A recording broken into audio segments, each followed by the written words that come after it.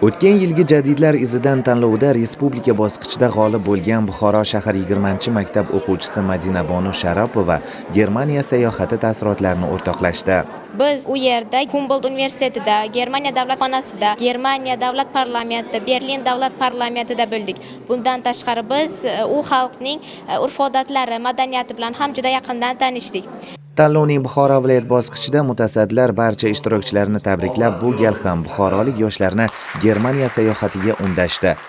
Mazkur tanlovda bu yil Buxoro viloyatidan 44 mingdan ortiq o'quvchilar ishtirok etish istagini bildirgan bo'lsa, dastlabki bosqichlardan saralangan 26 nafari bugun Buxoro viloyat bosqichida ishtirok etyapti. Ular 100 ballik tizim asosida 3 shart asosida o'z bilim salohiyatlarini sinovdan o'tkazishadi. O'quvchi izlanadi bu shartda, o'qiydi, asarlarni demak tanib oladi, qahramonlari bilan tanishadi va o'zlarining mustaqil fikrlarini bayon qilishadi.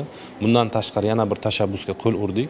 Bu jadidlar bog'i tashkil qilindi. Mana shu tanlovda har yili biz qaysi maktablarda agar tanlov o'tadigan bo'lsa, albatta jadidlar bog'i tashkil qilinib, yaxshi niyatda ko'chatlar ekib kelyapmiz.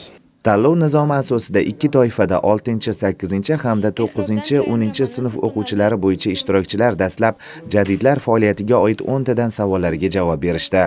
Tanlovning keyingi asar tahlili va insho yozish shartlari ham yuqori saviyada tashkil etildi. Bunda ishtirokchilar ixtiyoriy ravishda savolnomani tortish orqali asarlarga oid fikrlarni bayon etish barobarida 2-3 sahifadan kam bo'lmagan insholarida berilgan mavzu mazmun mohiyatini ochib berishdi. Bu tanlov juda ham adolatli, qiziqarli va men uchun juda katta tajriba bo'ldi.